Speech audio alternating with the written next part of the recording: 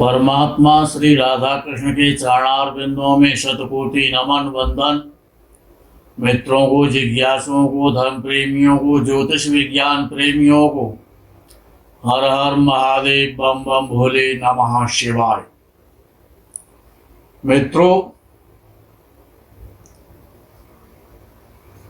नक्षत्र ही छत्र हैं। ग्रहों की जो उत्पत्ति है, राशियों की जो उत्पत्ति है, नक्षत्रों के माध्यम से है। अश्विनी नक्षत्र का लगभग वर्णन पूरा हो चुका। आज भरणी नक्षत्र, अश्विनी नक्षत्र भी मेष राशि में आता है और भरणी नक्षत्र भी मेष राशि में आता है। लेकिन दोनों नक्षत्रों में बहुत बड़ा अंतर है। अंतर क्या है कि अश्विनी नक्षत्र का जो स्वामी ग्रह है वो केतु है, तो उसकी शकल, उसकी अकल, उसका कार्य क्षेत्र वो अलग है। राशि तो एक ही है। एक राशि में पैदा होने वाले एक प्रकार के, एक बुद्धि के, एक जैसी शक्ल के, एक जैसी लंबाई चौड़ाई के नहीं होते। उसका कारण ही ये है कि नक्षत्र और नक्षत्रों के पार्ट चरण ये बड़ा महत्वपूर्ण है। नक्षत्रों की बनावट, नक्षत्रों का स्वभाव, नक्षत्रों के अधिपति। आज भरणी नक्षत्र को प्रारंभ करते हैं। भरणी नक्षत्र का जो स्वामी ग्रह है वो शुक्र है। तो अर्थात जिनका भी जन्म भरणी नक्षत्र में होता है, जिन जातकों का, तो उनमें शुक्र के गुण पाए जाते हैं। शुक्र क्या है कि वो सुंदर है। सुंदर है और सुंदरता को पसंद करने वाला है। ये जो भरणी नक्षत्र है, इसके तारों की जो संख्या है वो 3 है। 3 इसकी जो बनावट है, जहां पर आकृति बनावट का नाम आया है, तो आपको ये हमेशा समझना चाहिए कि चेहरे की बनावट, चेहरे की आकृति की बात हो रही है।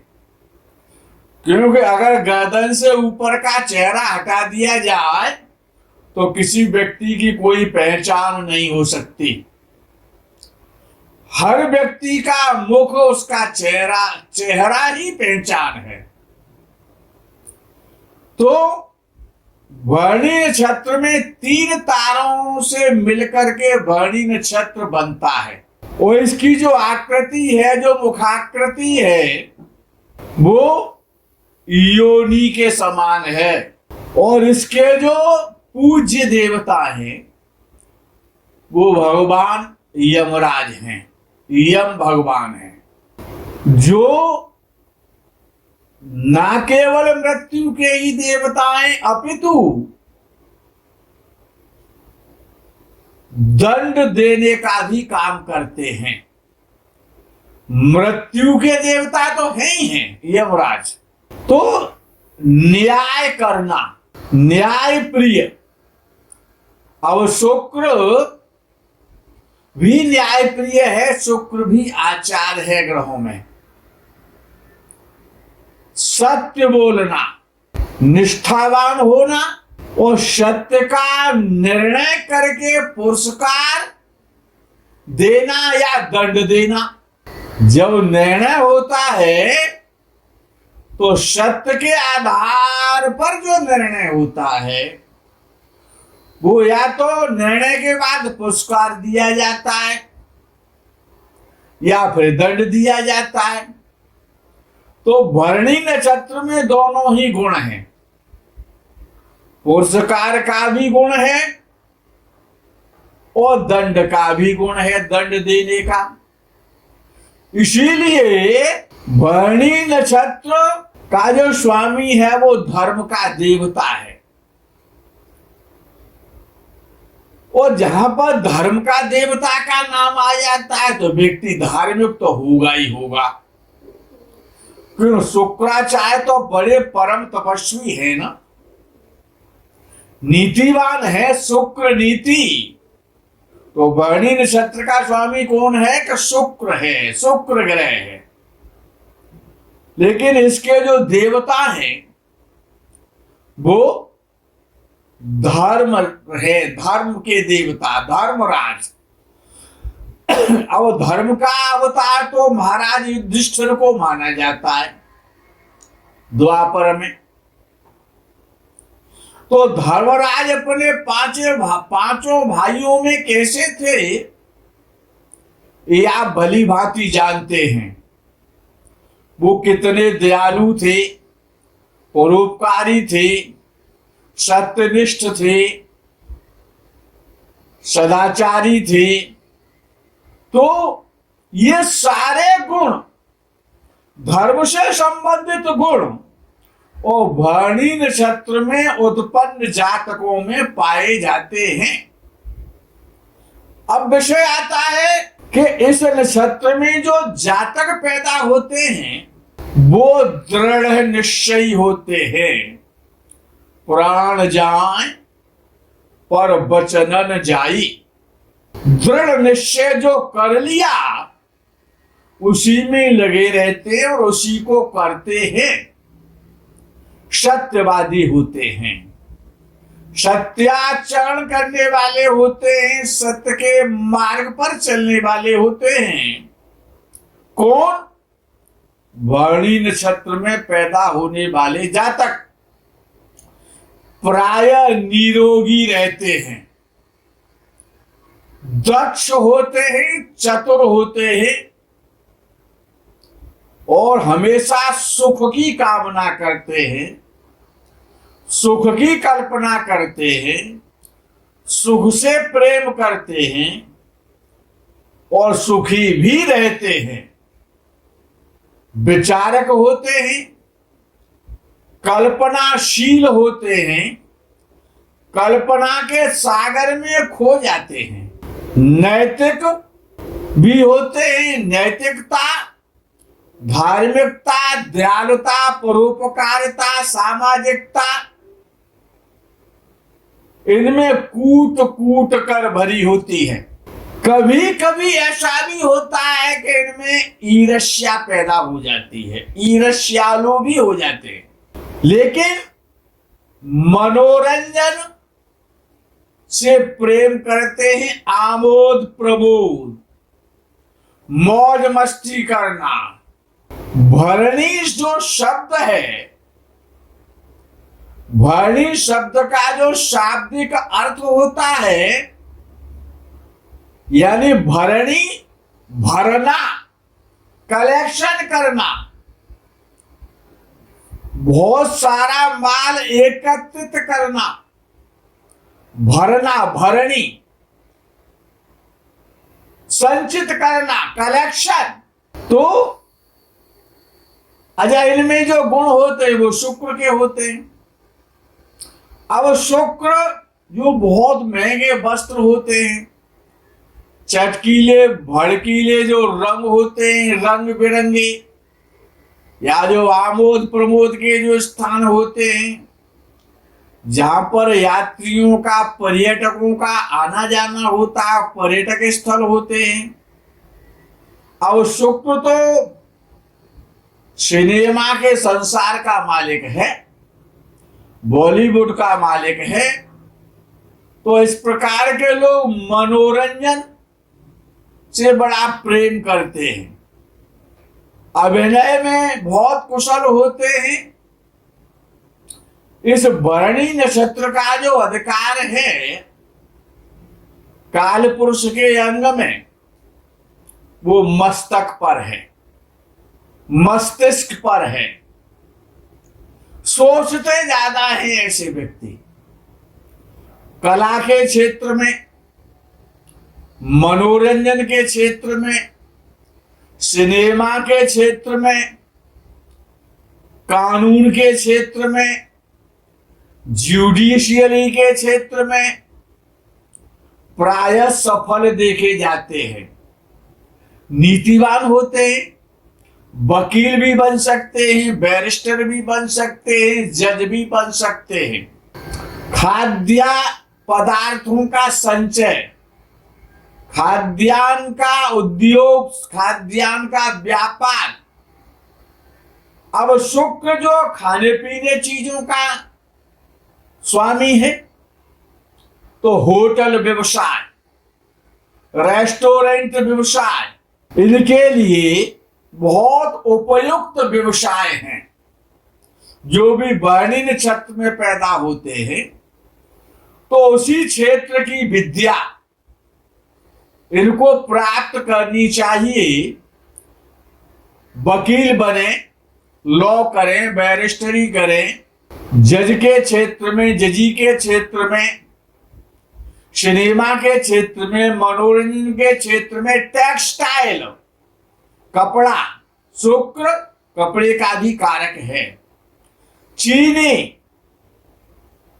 और चांदी, अगर व्यापार इनको करना है तो कपड़े का व्यापार करें, चांदी का व्यापार करें, चीनी का व्यापार करें, यानी सफेद वस्तुओं का व्यापार, खाद्य पदार्थों का व्यापार, खाद्यान्न का संग्रह, बड़े बड़े भंडार बनाएं जिसमें गेहूं है, जो भी खाद्यान्न जिनमें स्टॉक किया जाता है, बड़े बड़े भंडारण करना।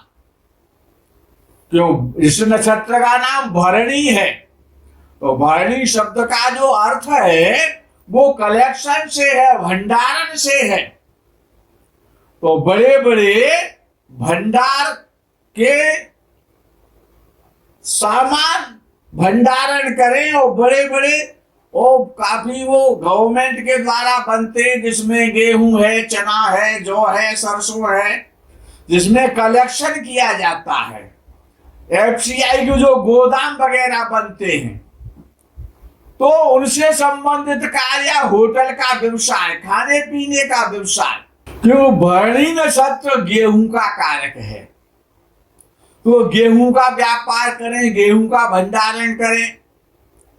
चावल का भी कारक है, तो चावल का, लाल मिर्च, जो सूखी हुई लाल मिर्च आती है उसका भंडारण।